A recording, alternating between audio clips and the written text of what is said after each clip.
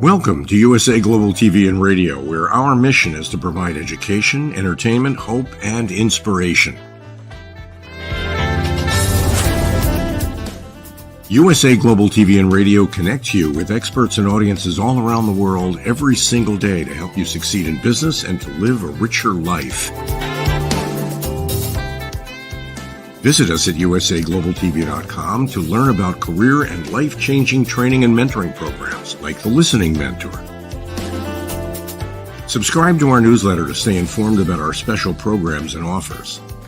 Discover how you can become a guest on one of our shows or a host or producer of a USA Global TV and Radio show of your very own. That's USA Global TV and Radio, where the doctor is always in.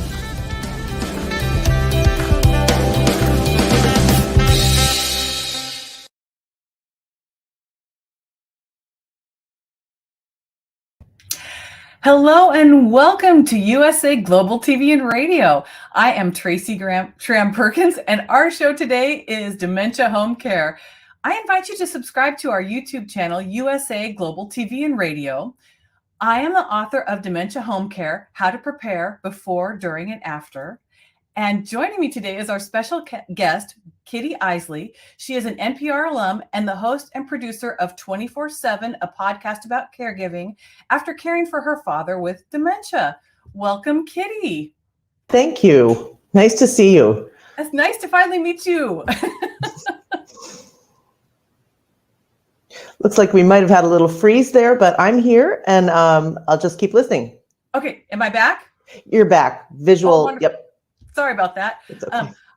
Most of my guests most of my audience probably doesn't know about your journey. So do you mind telling them how you got started on your caregiving journey? Sure. I am a longtime NPR producer, writer, editor, and I found 10 years ago, actually a decade ago, I was working on our show Morning Edition in the evenings. And both my parents had very bad falls. They both ended up in the ICU. My dad had a brain bleed. My mother was in a hospital for several days with a broken hip.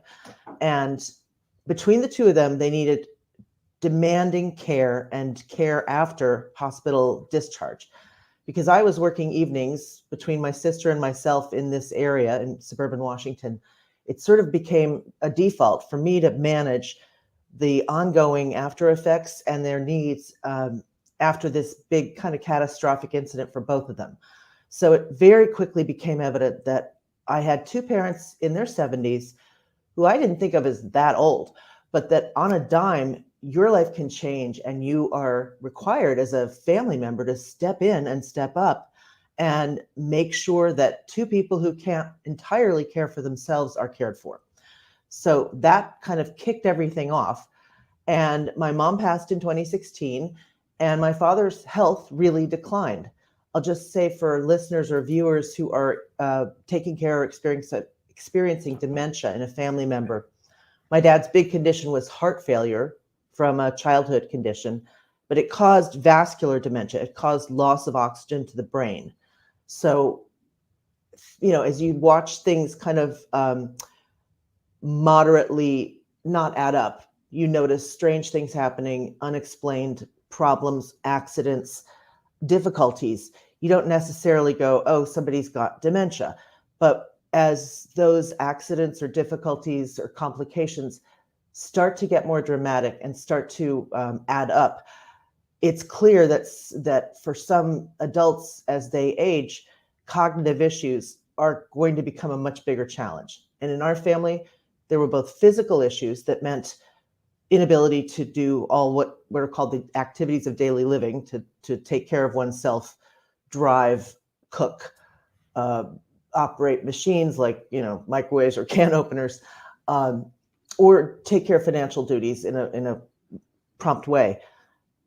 All of which means at a point after a very serious hospitalization for my dad and some time in an assisted living place, his condition didn't look too good, and it just made more sense for me to come back to this house. I'm in a childhood house because it only looked like he had maybe 6 months left. And my sister and I talked about this and thought, what's going to make him happiest and safest and provide a kind of quiet end that makes him feel comfortable. To our surprise, he actually stabilized and he lived another 3 years, during which we all hit COVID and his condition declined, but he was manageable. So it meant that I was now providing care kind of around the clock, and eventually hired someone, but still was in charge of all the evening care and weekend care. And that became my primary obligation for the last 3 years.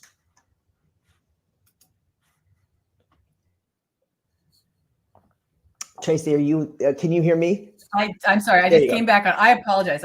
I seem to have issues with my line here. But I can totally relate to what you were feeling, having those 3 years where you were the primary caregiver, and yes, you had some help and you had your sister. And I believe in some of your podcasts that we are about to talk about here in a few minutes, you even, Still am I here. back? You're back, yeah. Okay, that you even had an issue where you talked to your cousins and had them help you locate your dad after he escaped.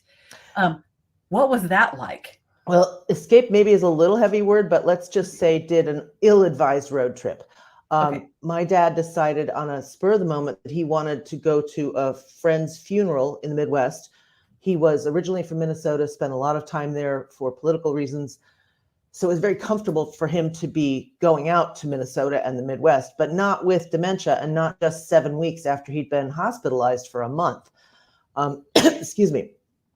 He made these plans to spend Thanksgiving with my cousins without telling me or my sister, and then just announced he was going to be flying to the Midwest, go to a funeral on Wednesday, and fly on to my cousin's house. And I wasn't even sure that my cousin had gotten the phone call, had gotten the message.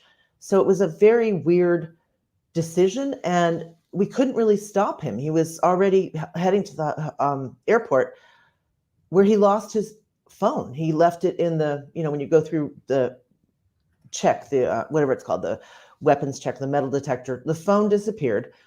He was picked up by friends to go to a funeral and then dropped off at a hotel, and then decided he would drive to Iowa from Minnesota, also without telling us. And my cousin started calling me on Thanksgiving Day saying, "We haven't heard from your dad. He's been on the road for 5 hours. He should have been here 2 hours ago. What's going on?" And so he ended up on Thanksgiving Day for 12 hours on a highway, confused. And he would stop at small gas stations and ask to use the phone and call my cousin to say, "I think I'm in this area, but I'm almost at your house. I'll be there in an hour." And she couldn't really track where he was calling from. In one case, the gas station owners, after my dad left, redialed the number and got my cousin and said, "We're worried about this gentleman." But because we didn't know where he rented the car from, we couldn't ask the police to try to trace him. It's snowing. It's a holiday. He's on a highway, no phone, and very confused mind. He finally ends up parking himself at a Target on Black Friday night, and my cousin figures out, he gets Target to call my cousin, and they come retrieve him from an hour away. And that was just a wake-up call. That was terrifying. It was frustrating. And to him, he didn't really understand what had gone wrong. And part of what had gone wrong is he'd also accidentally canceled his flight home. So on Thanksgiving weekend, I'm trying to get him, an overnight flight back to DC through O'Hare for $1,000 because I'm booking it in one day, and get wheelchair assistance and all those kinds of things. I mean, those aren't so interesting to your listeners, but when someone has an accident while they're traveling or when they're not home, it's often like bending yourself into a pretzel, contorting yourself to make sure that they get back safely. And travel became an issue because he wasn't supposed to be doing it, and sometimes he would just take off. And that was sort of our big wake-up call. This just can't continue. And we have my cousin on trying to tell her side of what it was like in the first episode of my podcast series, 24/7. And I called her back after to say, tell me what your side was. Tell me what was going on. And it's funny. In some ways, it's very funny now, especially his arrival at Target, where she found him almost at midnight driving around on one of those Target scooters, Oh, no. entertaining himself. Like, my dad was a wonderful person, and it almost makes me feel guilty conveying some of the things that happened in his very late life, because they don't negate a very full and accomplished life. But there's still something I feel like people need to know. These things can happen to all of us, and maybe make that more visible, because I felt so alone trying to deal with this. I just didn't know how many other people are taking care of an elder. And it's 50 million of us unpaid right now in the US. So I felt like, how come I don't know that? Why don't I hear from them? And much of this stuff happens at home or in hospitals or, residential settings. So you don't see this in the same way you might see people with a child who's misbehaving or having to strap a kid into a car seat. Children are much more in our public spaces and imagination. The elderly, not so much. So you may not be aware that lots of people are going through this. It is, like you said, it's very isolating. Yeah. I myself had the same experience where I didn't know other people were going through it or how to deal with it. And I started talking to my neighbors, and they were going through the same thing. And it's an interesting thing. I had 7 families in my neighborhood that were all doing dementia care at the same time, and none of us knew. Are you and it kidding? wasn't until I brought it up that we all started talking about we were taking care of our moms, we were taking care of our dads, sisters, whatever it was, we were taking care of somebody. It was revealing that and then we weren't supporting each other because we didn't know at that point. So I can completely understand. Go ahead. I'm nodding in agreement very much, and impressed that you found these folks and recognize our need to support each other.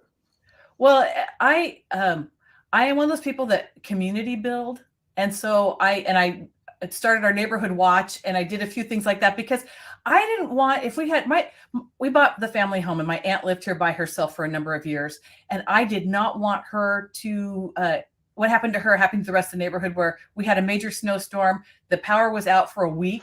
She had no place to go. We couldn't get to her, but our neighbors across the street, God bless them, they took her in and they kept her warm. And then she would go home and make sure that nothing happened to the house. And then she'd come back and stay with them. And she was in her early 80s when that happened. So I didn't want anything happen like that again.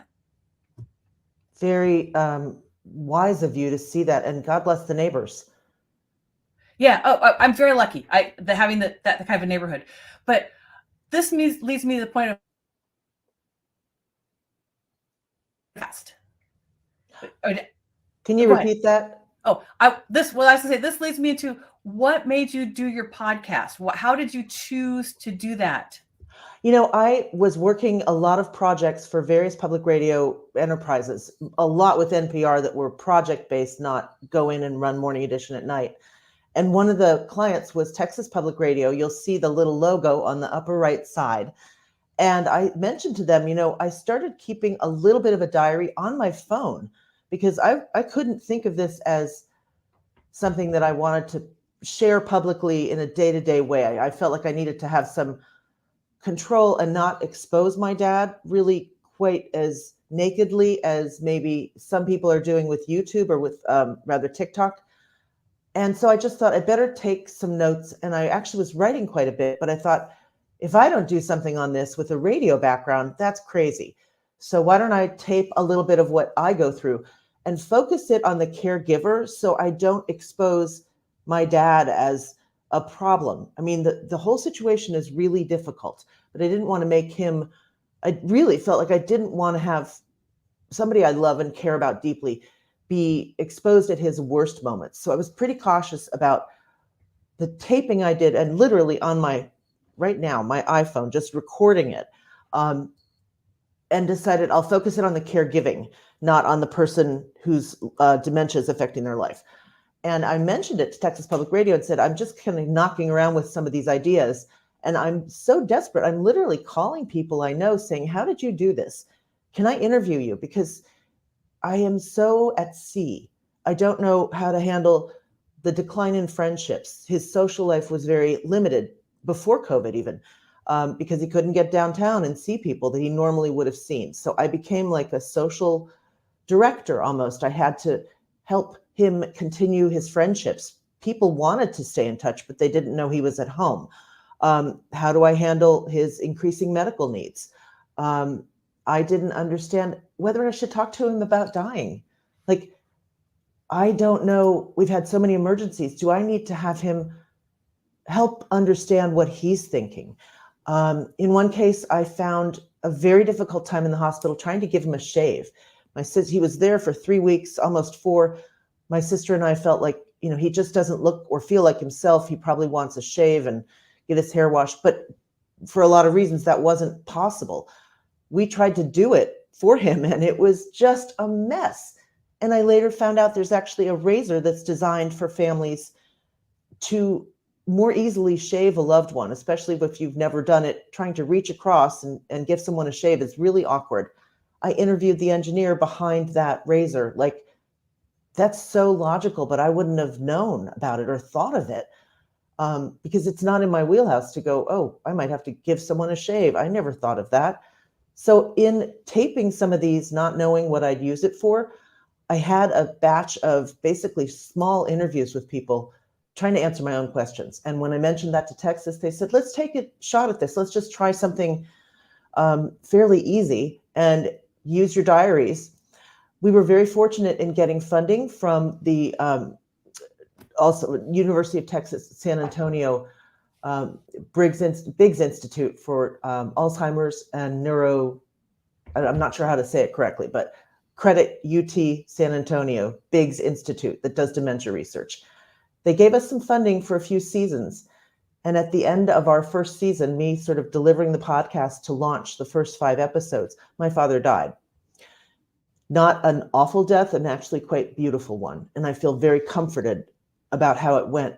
But it also meant we had a different setup to do another few seasons. And that became more of me interviewing other people about elements of dementia, of caregiving, and how I could understand it in an artistic sense. Had people written or made movies about or thought deeply about what it means to care for people as they age? I wasn't seeing any models in my reading, my TV shows, whatever. It was like this was an absent experience. And again, 50 million of us are doing it. So the podcast kind of morphed a little from diaries to real people and their experiences, and some experts explaining to me the nature of dementia, which I hadn't really considered that it had so many physical attributes and complications. So the second and third season, which are 5 and 6 episodes, are sort of me informing myself more, and I hope listeners as well, both the intimate experience of caregiving and specific slices of what happens when you have to take care of someone, whether it's the financial landscape that we don't have created very well for long-term care, or the physical manifestation of dementia in balance problems, in vision problems. Smell and taste can also be affected. And I noticed these things with my dad, but I didn't know why they were happening. Does that answer your question? Oh, absolutely. Absolutely. Well, because I was always curious about how you started your audio diary, because I've listened to every single one of your podcasts, first of all. I absolutely enjoyed every single one of them. And after you did this, when your father passed and you started changing the perspective, that was, hold on. Can you hear me? I can hear you. Okay. All right. That was very life-changing for me. It was interesting hearing from Cynthia Hewling-Hummel to any number of the guests. You may not have their name. I'm sorry, did you hear me? No, it was interesting to hear from a woman you named Cynthia Hewling-Hummel, who is a minister who has an Alzheimer's diagnosis, is living with Alzheimer's, but is still pretty cogent, but has stepped down from her work as a minister because she can no longer do her job in a sort of full-time way. But she's now using her talents as an advocate and a speaker. And as she says, it's kind of it's her service to God in a different way. And that's a very powerful person to interview, to understand what it's like from the interior, from someone who's losing their faculties, aware of it, trying to get out ahead of it, and very conscious of what kinds of help they'll need.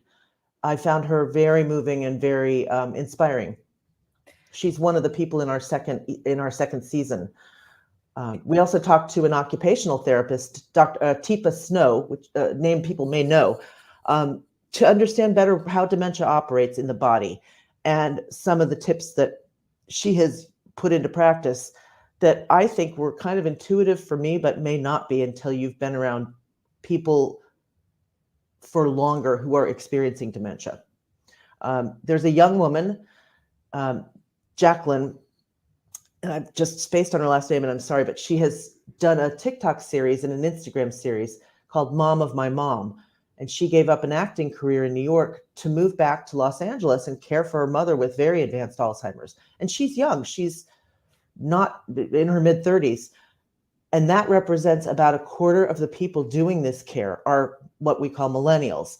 And many, a full quarter of that 50 million are people who suddenly have much more demands on them as caregivers than most of them expected. That's usually an era, that's when you're having kids, not when you're taking care of parents. So she did a fabulous job of kind of revealing some of her struggles and some of her techniques for helping her mom in the house, which I thought they were both funny and poignant. And one thing I found in making this podcast is this is painful stuff. But if you want to reach people and have them continue to listen and make their suggestions, it has to have some fun to it, or it has to have a reason to lean in. It can't just be the hard stuff. There were extremely funny moments, and I had to balance not making fun of anyone, but also identifying that some of this stuff is just hysterical. Excuse me. I have to say, it was very moving listening to her. And also when you were interviewing, and I'm going to go blank on her name. It's just, I'm calling it senior moments in my head, or post-COVID. Lauren Miller Rogan. Okay. And her dad, about her journey and why she started Hilarity for Charity, because I found that very inspiring, because a lot of young people are shielded from this and they never know anything about it. I will credit her to the skies. Lauren Miller Rogan is a youngish, I think she might just be 40, an actor, a director, a writer in Hollywood. And her mom had early onset Alzheimer's from probably Lauren's late teen years. She noticed it particularly at her graduation from college. Lauren happens to be married to Seth Rogen, the actor and comedian. And as she was living in California and her parents were in Florida, it was increasingly difficult to help her father care for her mom, and making her quite, was depressed. And I experienced that too. So I understand, and I think it's fair to call it that. She talked about it. And at one point, I think Seth and another friend said, why don't we just throw a fundraiser with a comedy night and we'll make some money for Alzheimer's research? And they realized they made some money. They got comedians together and thought, it's not the research that we can make a dent in, but it is helping caregivers, because this is a 24/7 job. And many people don't have any backup, don't have adequate funds to do this, are just so lost and so unhelped. That's not the word I would use, but as they proceeded with this, they came up with a name and created a nonprofit called Hilarity for Charity. And one of the neat things that Lauren has done with this charity, with this nonprofit, is to provide ongoing caregiver workshops and support groups. And because COVID sort of taught us that we can all do things on Zoom, she's providing, led by counselors, almost open-ended drop-in or subscribe to caregiving conversations just simply for support, not even instructional. They're provided in Spanish as well as English for different, you might be in a different position. You might be caring for a spouse, a parent, a sibling. You might be grieving someone. And she's created this amazing set of caregiver support groups and workshops. So Hilarity for Charity, if anyone listening or watching is looking for some help, I commend them enormously for doing this. And as they say, you have to be able to laugh or you won't get through this. There are other people in this season of my podcast that are using improv techniques that they learned as comedians to deal with an elder who has dementia. How can they respond to that person's need without correcting it or denying it or making it seem kind of crazy? They just lean into the experience and try to guide the behavior. I found that just really moving and really clever and creative.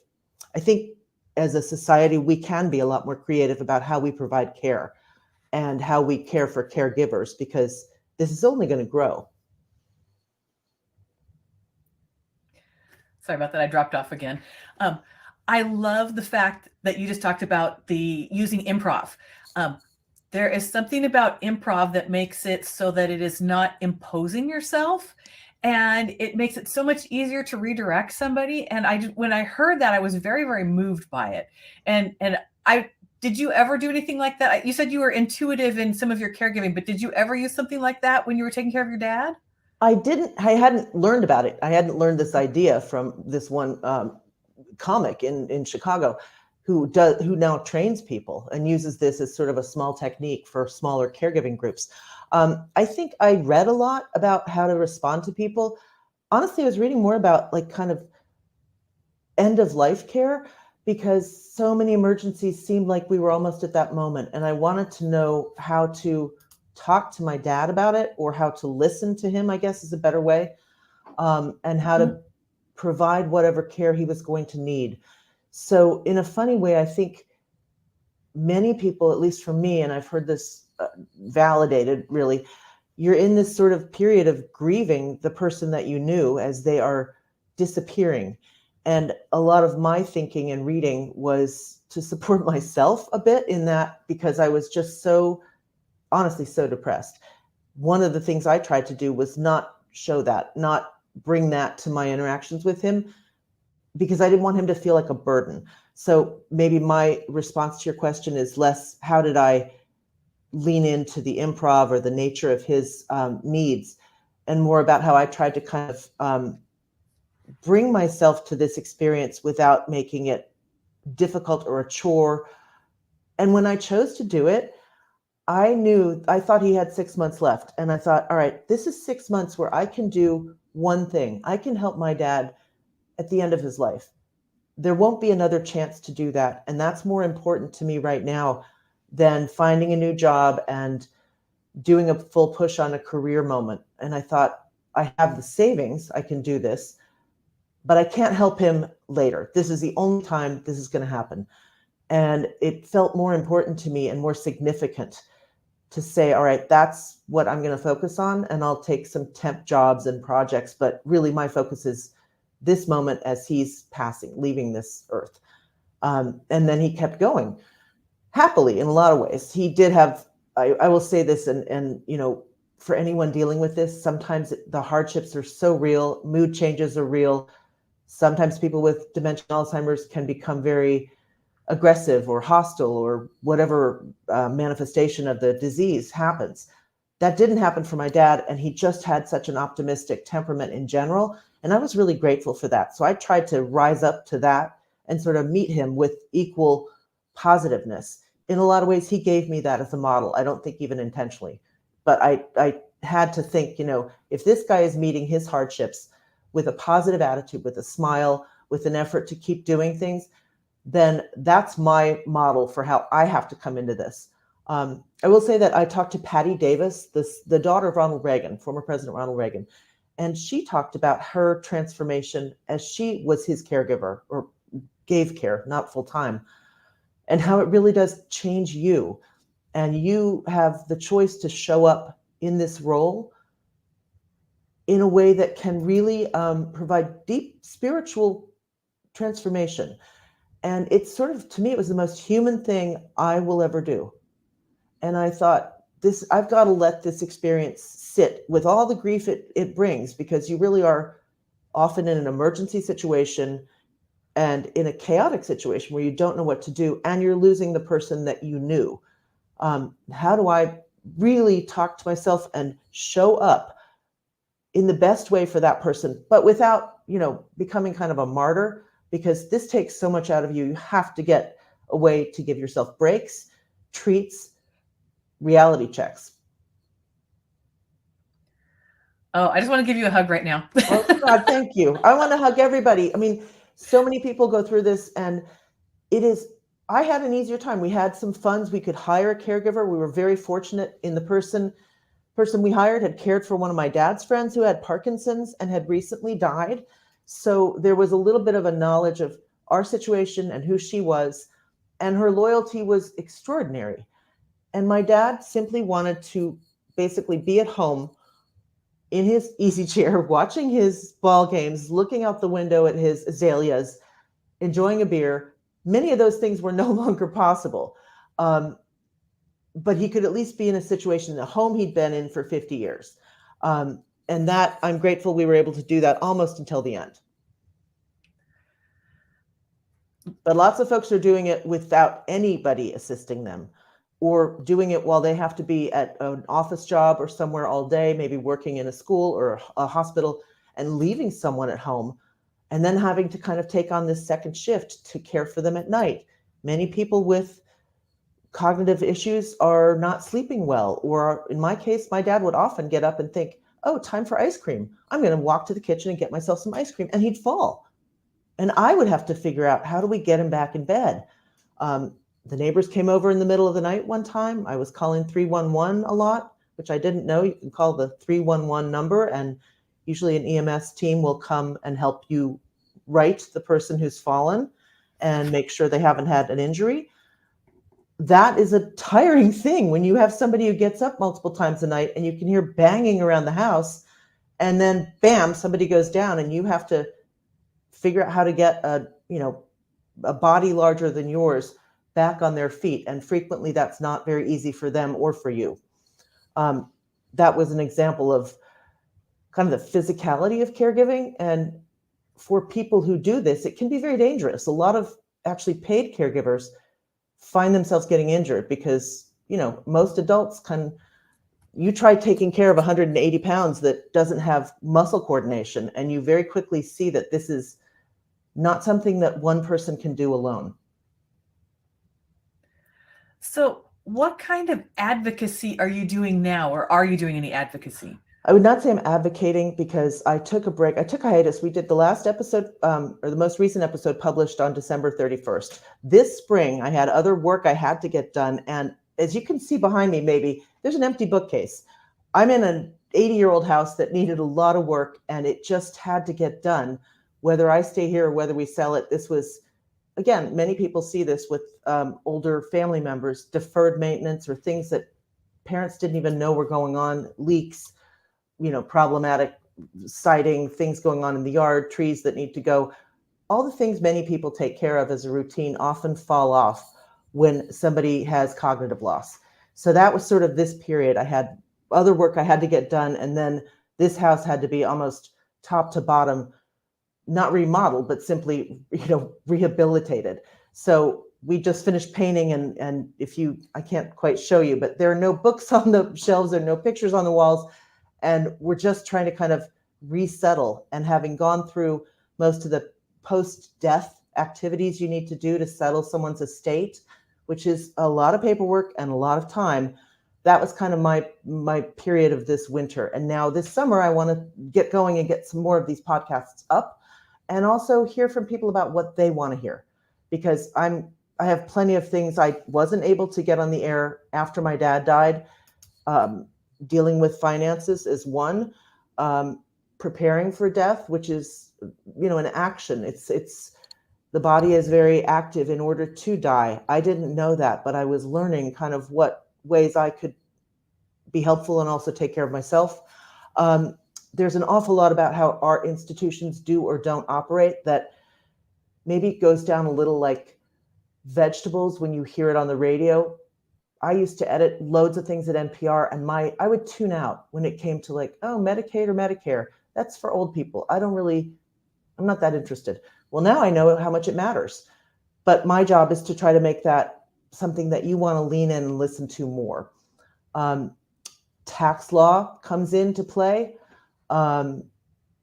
Whether or not you have adequate institutions in the places you live. Lots of more rural places don't have adequate elder care facilities or enough people to do in-home caregiving, to hire outside. I've known plenty of colleagues who have family in more remote places or smaller towns where there simply isn't the care that I was able to access outside Washington, D.C. So hopefully I can get that up and running this summer.